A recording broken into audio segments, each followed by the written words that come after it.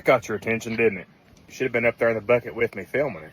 Let me explain what's going on here with this. This was a double dead end switch pole. We call it a C8. Had 300 slung switches on it. Man, this job was going smooth. For some reason, they used press on dead ends, similar to what you'd use on a transmission dead end. Got a paddle on the end with a bolted spade, so the jumpers had to bolt to the dead end. Nightmare doing hot work. You gotta keep up with all those bolts.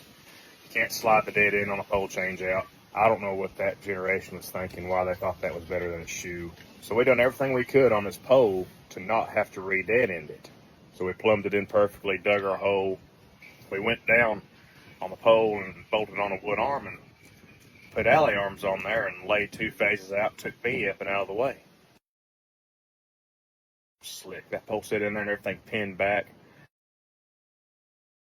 But they had us reuse some switches. They weren't very old, but they were used. And on those paddles, they bolted on a piece of ACSR down to a short piece of copper. On the switch was a bolt connector, brass or a bronze bolt connector that took that copper. It's like 250 copper. These connectors had been used before. I think when you use a bolt connector like that, it stretches it and it relaxes, and you stretch it again, you stand the risk of it cracking, and I think that's what happened here. So what I'm trying to get across here is, anytime you use anything that has been used before, experienced as I call it, check it over real good, because we cleaned the switches, lubricated the switches, everything was working, and took it for granted that those connectors were fine. Now, I'm guilty as everybody else about using an impact gun for things these days because it is easier.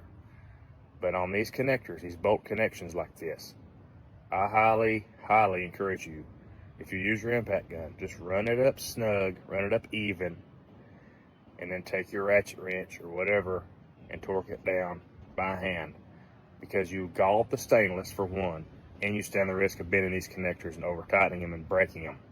On this pole, we had already moved 2 of the phases. We were finishing up the last phase, and I was boomed through and under that one that come unglued. I forget how many amps it was pulling, but we decided it was safe to not parallel max. We were running 1 Mac, so it was less than 300 amps. It goes to show you what a little bit of current will do.